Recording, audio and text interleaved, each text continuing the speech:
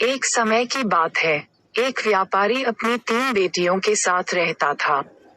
व्यापारी को अपनी तीनों बेटियों से प्यार था। एक दिन उसे किसी काम से दूसरे देश जाना था।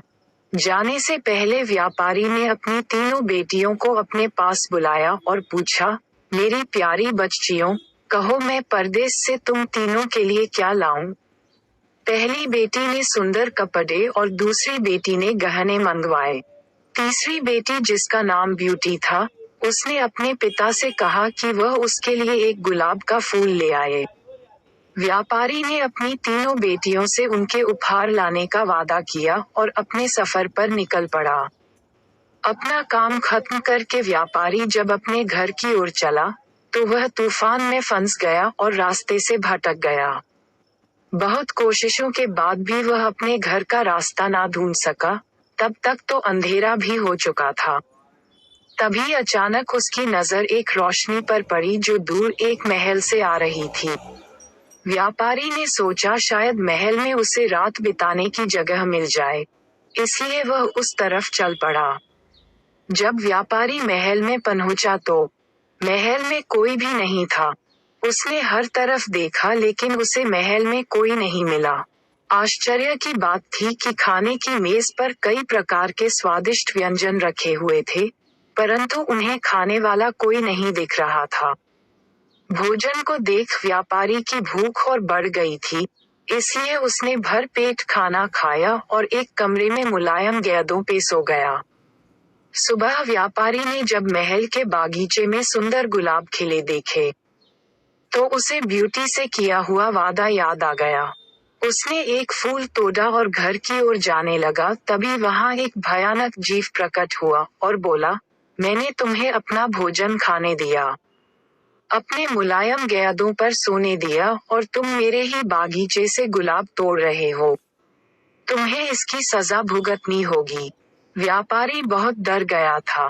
कांपते हुए बोला, मुझे माफ कर दो, माफ कर दो मुझे मत मारो।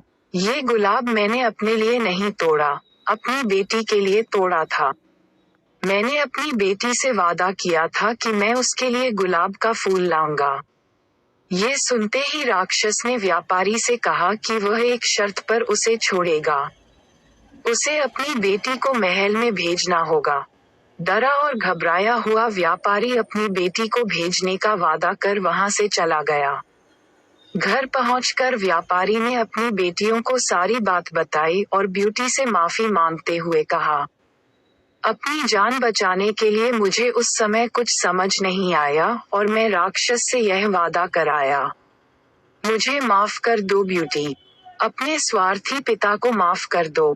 ब्यूटी ने अपने पिता के गले लगते हुए तसल्ली दी। आप बिल्कुल परेशान ना हो पिताजी, मैं आपका किया हुआ वादा जरूर निभाऊंगी। ब्यूटी जब महल पहुंची तो बहुत घबराई हुई थी। राक्षस का भयानक चेहरा देखकर वह बहुत डर गई, लेकिन राक्षस ने उसका खुले दिल से स्वागत किया। राक्षस ने उसे रहने के लिए अपने महल का सबसे अच्छा कमरा दिया और जब ब्यूटी आग के सामने बैठकर कढ़ाई करती तब राक्षस उसके पास घंटों तक बैठा रहता और उसे निहारता रहता। धीरे धीरे दोनों को एक दूसरे का साथ अच्छा लगने लगा और वे अच्छे दोस्त बन गए। अब वह दोनों सारा दिन एक दूसरे से बातें करते और खुश रहते। राक्षस को ब्यूटी बहुत अच्छी लगती थी और वह उससे शादी करना चाहता था, लेकिन डरता था कि ब्यूटी एक राक्षस से कभी शादी नहीं करना चाहेगी। बड़ी हिम्मत जुटाकर एक दिन उसने ब्यूटी से अपने दिल की बात कहने का फैसला किया। जब वह ब्यूटी के पास पहुंचा तो देखा कि ब्यूटी अपने पिता को याद करके बहुत उदास है।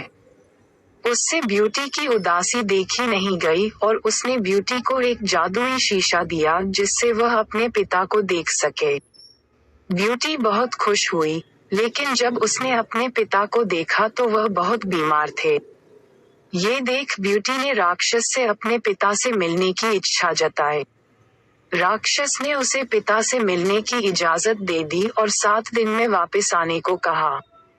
ब्यूटी ने तय समय में आने का वादा किया और अपने घर चली गई।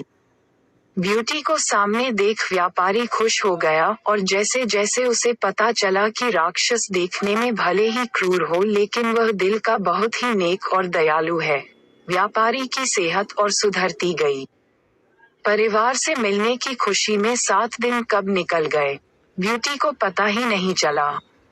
एक दिन ब्यूटी ने सपना देखा कि राक्षस की हालत बहुत खराब है और जल्दी ही मरने वाला है। अगले ही दिन वह महल वापस आ गई और उसने पाया कि राक्षस बगीचे में बेसुध पड़ा हुआ था जैसे वह मर चुका हो। ब्यूटी उसे देखते ही रो पड़ी, तुम मुझे छोड़कर मत जाओ। मैं तुमसे बहुत प्यार करती हूँ और तुमसे शादी करना चाहती हूँ। मैं अपनी सारी जिंदगी तुम्हारे साथ बिताना चाहती हूँ। जैसे ही ब्यूटी ने ये शब्द कहे, एक रोशनी ने राक्षस को ढक लिया। और जब रोशनी गायब हुई तो भयानक और क्रूर दिखने वाला राक्षस एक खूबसूरत राजकुमार में बदल चुका था। राजकुमार ने बताया कि एक दुष्ट जादूगरनी ने उसे एक राक्षस बना दिया था और सच्चे प्यार से ही उस जादू को तोड़ा जा सकता था।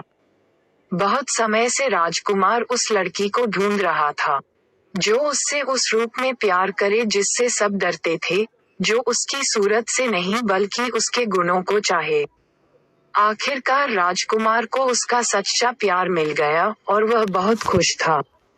जल्द ही ब्यूटी और राजकुमार की शादी हो गई और वह अपनी गुलाबों सी खूबसूरत दुनिया में हंसी खुशी रहने लगे। शिक्षा, इस कहानी से हमें ये शिक्षा मिलती है कि हमें किसी की सूरत को देखकर उसकी सीरत का अंदाजा नहीं लगाना चाहिए।